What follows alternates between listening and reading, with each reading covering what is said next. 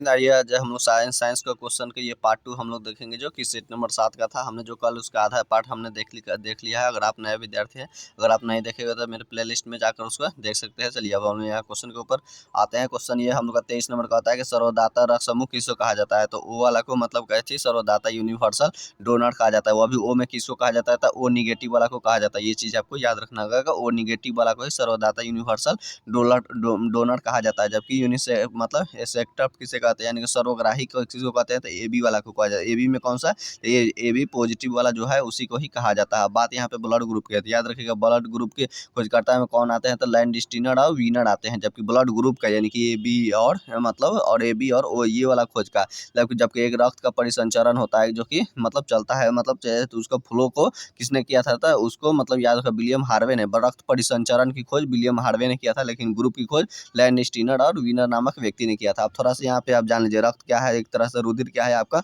याद रखना है रुधिर एक तरह से आपका क्या है, प्रोटीन है, प्रोटीन में है। उसके अलावा कौन सा ऊतक है तो यह एक संयोजी ऊतक के रूप में कार्य करता है। अब यहाँ पे थोड़ा सा जान लीजिए कि यहाँ ब्लड ग्रुप ए क्यों है, क्योंकि ए इसमें एंटीजन पाया जाता है, और बी क्यों है क्योंकि एंटीजन बी इसमें पाया जाता है। ए बी क्यों है क्योंकि एंटीजन इसमें ए और बी पाया जाता है, जबकि जिसमें एंटीजन नहीं पाया जाता है उसको ब्लड ग्रुप ओ कहा जाता है। और एक एंटीजन का याद रखिएगा, एंटीजन का उल्टा क्या होता है, अपोजिट होता है कि एक एंटीबॉडी होता है। एक कौन सा होता है आपका तो एंटीबॉडी होता है। एंटीबॉडी और एंटीजन में मतलब यह विपरीत का संबंध है। विपरीत कहने का मतलब जहाँ एंटीजन ए है यहाँ पे एंटीबॉडी ए नहीं रहेगा, बल्कि यहाँ पे एंटीबॉडी बी होगा। बी में कौन सा होगा तो एंटीबॉडी को मतलब स्मॉल से सूचित किया जाता है। तो एंटीजन को यह ए हो गया, तो उसी तरह से एंटीबॉडी कौन सा यहाँ पे बी हो जाता है। और उसी तरह से यहाँ पे अगर देखेंगे और ये बी वाला में तो इसमें एंटीजन कौन सा है स्मॉल, इसमें ए है, तो इसमें याद रखना स्मॉल ए है एंटीजन। उसी तरह से मतलब यहाँ पे एंटीजन ए और बी इसमें है, यानी कि ब्लड ग्रुप ए है, यानी कि इसमें एंटीबॉडी जो होगा कि इसमें कौन सा होगा तो इसमें नहीं पाया जाएगा। याद रखना कि इसमें चूंकि एंटीजन ए और बी जो दोनों है इसलिए एंटीबॉडी इसमें नहीं पाया जाता है। उसी तरह से याद रखना होगा कि और चूंकि ओ में कोई तरह के मतलब यह एंटीजन नहीं पाया जाता, इसलिए इसमें दो मतलब एंटीबॉडी पाया ही जाएगा। तो ये चीज़ आपको याद रखना होगा। तो ये आपको यह ध्यान रखना होगा कि एंटीजन और एंटीबॉडी में अलग संबंध है। और कहेगा कि ब्लड ग्रुप का निर्धारण किससे होता है, एंटीजन से कि एंटीबॉडी से। तो आपको याद रखना होगा कि एंटीजन से ही, आपको याद रखना होगा कि एंटीजन से ही उसका ब्लड ग्रुप का निर्धारण होता है। तो हमने आपको बता दिया कि ये क्यों होता है, और ये यूनिवर्सल डोनर के रूप में हो गया। और वह मतलब ये मतलब और अभी कौन सा निगेटिव वाला को सर्वग्राही यानी कि ए बी प्लस वाला को हो गया। तो चलिए आगे की ओर नेक्स्ट क्वेश्चन करते हैं। यही हम लोग का कहता है कि 24 नंबर क्वेश्चन कि सर्वग्राही रक्त कौन सा समूह है। तो सर्वग्राही यानी कि हमने आपको बताया ए बी, और ए बी में कौन सा होता है तो ए बी पॉजिटिव वाला को कहा जाता है। और ए बी अगर एक व्यक्ति कहा कर रहा है कि एक ए बी ग्रुप वाला व्यक्ति खून दे सकता है, मतलब यह खून दे सकता है किसको तो केवल ए मतलब ए बी वाला को ही दे सकता है। अब ऐसा नहीं सोचिएगा कि ए और बी, ए वाला को भी दे देगा बी वाला को दे देगा, नहीं, यह जब भी देगा तो ए और बी वाला को ही देगा आपको। इसके अलावा मतलब जबकि यहाँ हमने आपको बोला था कि रक्त के परिसंचरण की खोज किसने किया था, परिसंचरण का यानी कि परिवहन का, तो विलियम हार्वे ने। जबकि ग्रुप की खोज लैंडस्टीनर और वीनर ने किया हुआ है। अगला क्वेश्चन हम लोग का है कि ब्लड ग्रुप ओ समूह वाला आदमी का रक्त किसे दिया जा सकता है। तो यह सभी व्यक्ति को दे सकता है कि यह यूनिवर्सल डोनर है, यानी कि वह ए को भी दे सकता है, बी वाला को दे सकता है और ए बी वाला को भी दे सकता है। और इसमें याद रखेगा इसमें एंटीजन नहीं पाया जाता, यानी कि इसमें सिर्फ और सिर्फ एंटीबॉडी ही पाया जाता है ओ ब्लड ग्रुप में। चलिए अगला क्वेश्चन देखते हैं कि मानव शरीर में रक्तचाप।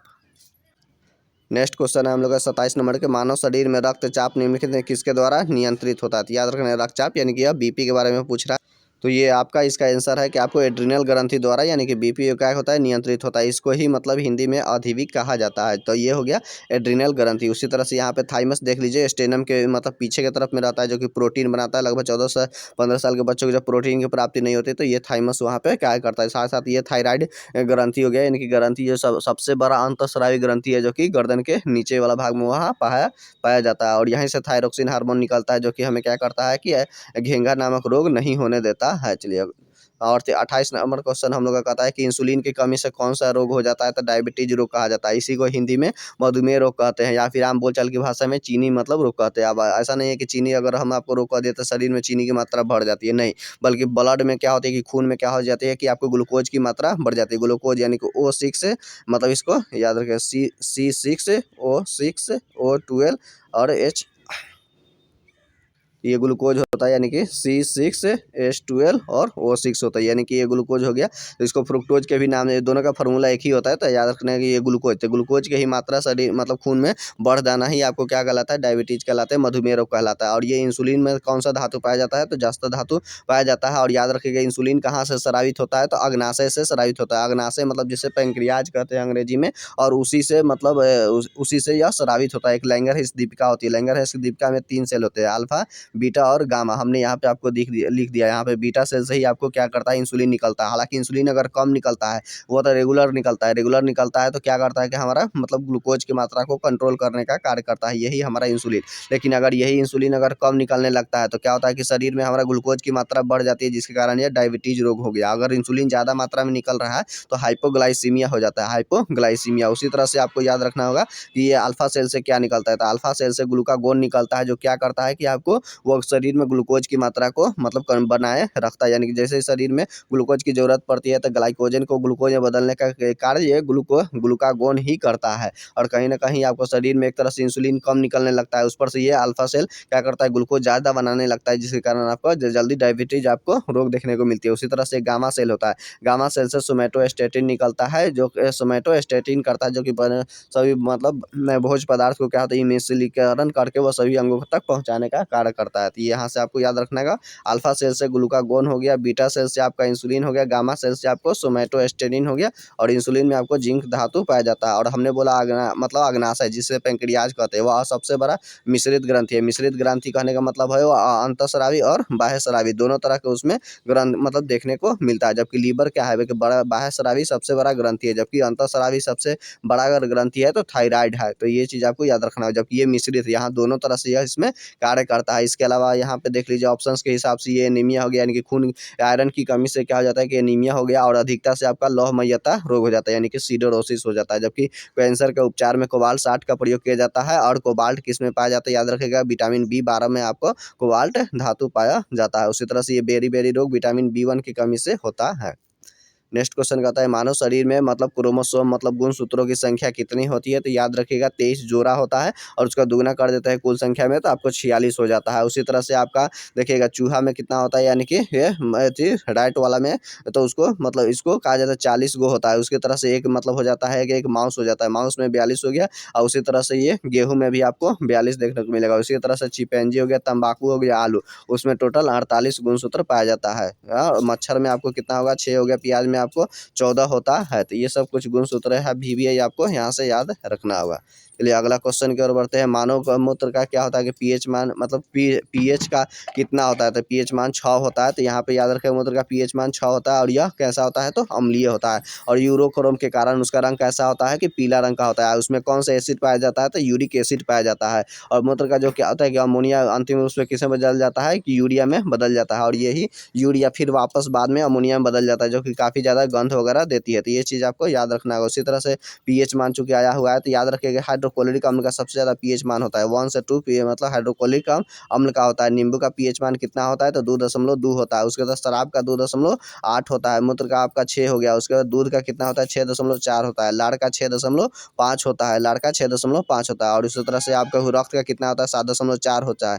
7.4 रक्त का होता है। पीएच पीत का कितना होता है, 7.7 होता है। और समुद्र जल का 8.4 होता है। तो ये आपको पीएच मान कुछ अब हमने आपको बता दें। हालांकि पीएच मान का खोजकर्ता कौन सा थी, सोरेनसन था। और पीएच स्केल का, और ये यहाँ पे 1 से लेकर 14 तक ले रहता है। और बीच वाला ये 7 वाला क्या होता है, उदासीन होता है। और शुद्ध जल कैसा होता है, तो उदासीन होता है। तो इधर की तरफ बाएं की तरफ आने पर क्या होता है, 1 2 3 4 इस तरह से हमने अब यहाँ तक हमारा रहता है। तो ये आपका ये अम्लीय हो गया, यानी कि दाहिने से बाएं की तरफ आने पर अम्लीयता का मान बढ़ते जाता है, जबकि बाएं से दाएं की जोर जाने पर क्षारकता का मान घटते जाता है। तो ये 14 तक रहता है। तो ये अम्ल की पहचान है। 7 से कम हो गया तो अम्लीय हो गया, 7 से ज़्यादा हो गया तो क्षारीय हो गया। और जैसे ही दाहिने तरफ जैसे जैसे संख्या अधिक जाते जाते उसके क्षारीयता का गुण बढ़ते जाता है। तो ये चीज़ आपको यहाँ से ध्यान रखना होगा। ये पीएच स्केल का सोरेनसन था। चलिए नेक्स्ट क्वेश्चन की ओर हम लोग देखते हैं। जबकि यहाँ पे देखिए कि यूरिया आया है, तो यूरिया का अगर फार्मूला आपको जानना होगा तो याद रखेगा NH2CO और NH2, यही इसका फार्मूला होता है। यानी कि इसमें से नाइट्रोजन 2 हो जाता है, कभी कभी आपको मिलेगा N2 मिलेगा और H4, यानी कि एक और एक मतलब 2 और 2 कितना हो गया 4 हाइड्रोजन, तो 4 हाइड्रोजन, नाइट्रोजन 2 हो गया, हाइड्रोजन 4 हो गया और ये CO, यानी कि ये आपको कार्बन मोनोऑक्साइड बनाया गया। और ये सबसे पहला कार्बनिक पदार्थ है जिसे कि मतलब क्या गया था प्रयोगशाला में बनाया गया था। तो ये क्वेश्चन आपको याद रखना होगा। चलिए अगले क्वेश्चन की ओर बढ़ते हैं हम लोग का, कि सबसे छोटी सी हड्डी कौन सी है। तो याद रखिएगा मतलब स्टेपिस है, जो कि किसका है, कान का है। इसमें से कान में याद रखिएगा, एक कान में 3 होता है, 2 कान में 3 होता है, तो 3 3 कितना हो गया आपको, तो 6 हो गया। कान में आपको MIS मिस याद रख सकते हैं, यानी कि ये हो गया मेलिकस हो गया, इनकस हो गया और स्टेपिज हो गया। तो यही स्टेपिज आपको बता रहा है। और 3 3 कितना हो गया, कान में 6 हो गया। उसी तरह से कपाल में आपका कितना होता है, तो 8 होता है, 8 होता है हड्डियाँ। उसके बाद फीमर, ये आपका पैर में हो गया, यानी कि ये आपका फीमर जांघ का हड्डी हो गया। उसके अलावा ये घुटना हो गया, जिसे पटेला कहते हैं, पटेला। उसके बाद ये टिबिया हो गया, उसके पतला में एगो ऐसा होता है पीछे की तरफ में, उसके फेबुला कहते हैं। उसके बाद में ये आपका मिलता है तो टार्सल हो गया, और उसके बाद मेटाटार्सल,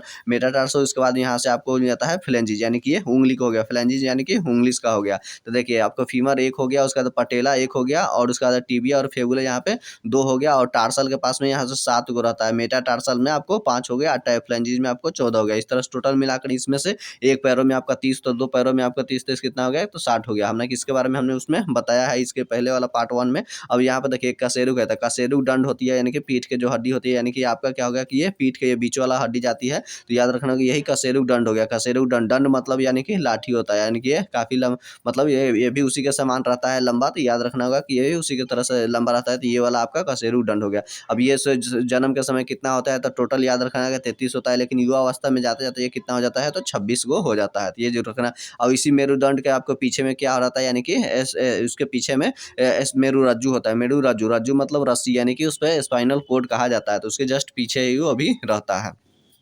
चलिए मानव शरीर का सामान्य तापमान कितना होता है, तो सेल्सियस में पूछा है तो 37 डिग्री सेल्सियस होता है। फॉरेनहाइट में पूछेगा तो 98.6 है। यहाँ पे कितना होगा, आपको फॉरेनहाइट जोड़ दिएगा तो फॉरेनहाइट हो जाता है। बाकी हमने आपको बताया कि ऐसा ही मात्रक में ताप का मात्रक केल्विन होता है। इसके अलावा अन्य भी उसके हम लोग, और जबकि उष्मा का मात्रक क्या होता है आपका, उष्मा का मात्रक आपका केल्विन, उष्मा को जो हम लोग मापते हैं उसको कैलोरी में हम लोग मापते हैं। जैसे कि शरीर के हम लोग का उष्मा क्या होता है, वह कैलोरी में ही मापा जाता है। यानी कि कहा गया है कि ग्रामीण क्षेत्र में अगर 2400 कैलोरी व्यक्ति ले लेता है प्रतिदिन, तो वह गरीब नहीं है। शहरी क्षेत्रों में आपको 2100 कैलोरी लेता है, तो वह व्यक्ति गरीब नहीं है। ये कैलोरी मान उस पर निर्धारित किया जाता है। हालांकि यह तापमान से चूंकि आ गया है, तो याद रख लीजिए यहाँ पे देखिए एक फार्मूला होता है जो कि आप कन्वर्ट कर सकते हैं, C/5, यानी कि सेल्सियस बटा 5 बराबर फॉरेनहाइट माइनस 32/9 हो गया। उसके बाद के माइनस याद रखने का, यानी केल्विन माइनस 273/5 हो गया, और रीमर बटा 4 ये भी होता है एक दूसरे से कन्वर्ट करने के लिए। और याद रखिएगा सेल्सियस और फॉरेनहाइट माइनस 40 डिग्री पर सेल्सियस, 40 डिग्री पर क्या होता है कि समान होता है इसका वैल्यू। नेक्स्ट क्वेश्चन जो हमने आपको बताया था कि इंसुलिन स्रावित होता है, तो यह कहाँ से होता है, तो यह अग्नाशय के होता है, और अग्नाशय को अंग्रेजी में पैंक्रियाज कहते हैं। और यह अंतःस्रावी और बाह्यस्रावी दोनों तरह की ग्रंथि है इसमें बात, यानी कि अंतःस्रावी और बाह्यस्रावी दोनों तरह की ग्रंथि है। और यह दूसरा सबसे बड़ी ग्रंथि है, यानी कि लीवर के जस्ट बाद यह कौन सा है, हमारा अग्नाशय का ही स्थान आता है। और इसे ही मिश्रित ग्रंथि कहते हैं। जबकि यह लीवर देख लीजिए सबसे बड़ा ग्रंथि है, लेकिन बाह्यस्रावी ग्रंथि है। और जबकि ये पिट्यूटरी ग्रंथि सबसे छोटी ग्रंथि मानी जाती है इसका, जबकि यह कौन सा है, आंतरिक ग्रंथि है। इसका पिट्यूटरी ग्रंथि का वजन 0.8 ग्राम होता है। लेकिन और इसी को पिट्यूटरी ग्रंथि या पीयूष ग्रंथि या मास्टर ग्रंथि कहते हैं। इससे भी छोटा एक होता है पीनियल ग्रंथि, उसका 0.1 ग्राम होता है, जिससे मेलाटोनिन हार्मोन निकलता है जो आपको नींद लाता है। तो ये चीज़ याद रखना होगा। जबकि इंसुलिन में आपको धातु कौन सा पाया जाता है, तो जस्ता धातु पाया जाता है। हमने आपको रिकॉल उधर कराया था। चलिए लाल रक्त कणिका का निर्माण कहाँ पे होता है, तो अस्थि मज्जा में होता है। अस्थि मतलब आपका हड्डी हो गया, उसका मज्जा यानी कि अंदर के तरफ में, यानी कि हड्डी के बीच मतलब भीतर भाग में देखिएगा लाल लाल छोटा सा दाना टाइप का उस में बना रहता है, तो वही आपका कहोगे अस्थि मज्जा हो गया। हालांकि यह मतलब जब हड्डी का निर्माण होता है तब यह अस्थि मज्जा में आपका लाल रक्त कणिका का निर्माण होता है। अगर नहीं मतलब हड्डी जब रहता है तो यह उस समय क्या पे लीवर में होता है। जैसे कि बच्चे जब गर्भ में होता है तो उस समय उसका हड्डी का निर्माण नहीं हुआ रहता है, तब तक लीवर में आरबीसी का बनता है। जबकि आरबीसी को एरिथ्रोसाइट कहते हैं, जबकि डब्ल्यूबीसी को याद रखना है, डब्ल्यूबीसी को हम लोग क्या कहते हैं, ल्यूकोसाइट कहते हैं। और प्लेटलेट्स को थ्रोम्बोसाइट के नाम से जाना जाता है। तो प्लेटलेट्स को थ्रोम्बोसाइट हो गया, डब्ल्यूबीसी को ल्यूकोसाइट, लाल रक्त कणिका को उसको कहा जाता है। जबकि लाल रक्त कणिका का जीवन काल कितना होता है, 20 से 120 दिन होता है। तो लाल रक्त कणिका कितना होता है, 20 से 120 दिन होगा। जबकि डब्ल्यूबीसी का कितना होता है, 2 से 4 दिन का जीवन काल होता है। जबकि प्लेटलेट्स का आपको याद रखेगा 3 से 5 दिन का होता है। और डेंगू में यही आपका क्या होता है कि प्लेटलेट्स वगैरह ये सब घट जाता है। और याद रखना है इसमें घट जाता है लगभग कितना आपका घट जाता है, तो 3 लाख से घट जाता है। अगर 3 लाख से अगर कम है आपका, तो ये आपको डेंगू का मतलब संख्या ज़्यादा इसमें रहता है। चलिए आगे की ओर हम लोग बढ़ते हैं। हालांकि इसमें जो आपने आपको बताया था लीवर का वजन कितना होता है 1.5 से 2 kg रहता है, जबकि हृदय का वजन आपका कितना होता है कि यह 140 ग्राम यानी कि लगभग 150 ग्राम का होता है। जबकि आपका सॉरी यह हृदय है, हृदय का वजन 300 ग्राम होता है, यानी कि आपका दिल का वजन कितना होता है 300 ग्राम का होता है। जबकि किडनी जो होता है यानी कि वह 140 ग्राम का होता है, यानी कि लगभग 150 ग्राम का होता है। लीवर हमने आपको बता दिया 1.5 से 2 kg का रहता है। जबकि खून का मतलब कहाँ पे उसका एथी का हो जाता है कि मृत्यु उसका प्लीहा यानी कि स्प्लीन में हो जाता है, मृत्यु हो जाता है। एक वयस्क मनुष्य में रक्त का औसत कितना लीटर मतलब यह खून होता है, तो याद रखना होगा कि 5 से 6 लीटर खून उसमें औसत रहता है। हालांकि महिलाओं में ½ लीटर कम खून रहता है, और महिलाओं में खासतौर से याद रखिएगा उसमें क्या होता है कि आयरन की कमी रहती है, आयरन की कमी रहती है। और उसमें क्या होता है कि शरीर में सबसे ज़्यादा वसा की मात्रा रहती है, जिसके कारण वह मतलब उसका वसा के ज़्यादा मात्रा रहने से उसका वजन भी कम देखने को मिलता है। और याद रखिएगा जब गर्भवती महिला रहती है तो ऐसी स्थिति में उसके शरीर में क्या हो जाती है कि यानी कि वह उसमें लोहा, याद रखिएगा यानी कि आयरन की कमी के साथ साथ कैल्शियम के भी कमी दोनों आपको देखने को मिलेगा। तो याद रखिएगा यानी प्रसव पीड़ा के बाद आपको यही आपका यानी कि लोहा और कैल्शियम की कमी हो जाती है। जबकि एक कैल्सिटोनिन हार्मोन होता है जो बढ़ा हुआ कैल्शियम को क्या करता है कि कम करने का कार्य करता है। तो ये आपका औसत मतलब आपको दिया गया 5 से 6 लीटर आपका शरीर में स्वस्थ में आपका रहता है।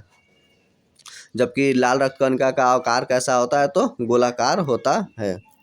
और मनुष्य का रक्तचाप सामान्य कितना होता है, तो 120/80 होता है। याद रखिएगा बीपी 120/80 होता है। इसका हमने आपको बताया था रक्तचाप को कौन एथी करता है, तो आपको एड्रिनल ग्रंथि एथी करता है। और इसके अलावा मतलब ये देखिए 120 वाला को सिस्टोलिक कहा जाता है, और एथी 80 वाला को डायस्टोलिक कहा जाता है। तो 120 आपको क्या होगा सिस्टोलिक, डायस्टोलिक ये हो गया। और 120 याद रखिएगा वह किस में होता है, तो निलय में होता है। निलय में कौन सा निलय हो गया आपका, तो आपका बायां निलय हो गया। कौन सा, बायां निलय, जहाँ पे शुद्ध मतलब एथी और मतलब यहाँ पे शुद्ध जो क्या कहा जाएगा खून रहता है, यानी कि शुद्ध खून उसको कहा जाता है साफ खून, जिसमें ऑक्सीजन की मात्रा घुली हुई रहती है। तो ये आपको बायां आलिंद के तरफ में आपको यह देखने को मिलेगा। 120 रहता है, 120 के साथ पंप करता है, इसीलिए 120 यहाँ पे ज़्यादा उसका मान हो गया, जिसके कारण उसकी दीवारें मोटी रहती है बायां आलिंद का। और ये जो हो गया आपका 80 जो होती है वह दाहिना आलिंद का रहता है। याद रखेगा दाहिना आलिंद का होता है। यहाँ पे हम हृदय बना ही देते हैं आपको। चलिए यहाँ पे मतलब ये पेसमेकर का 4 चेंबर आपको हम बना देते हैं। 4 चेंबर में ऊपर वाला आपको क्या हो गया कि ये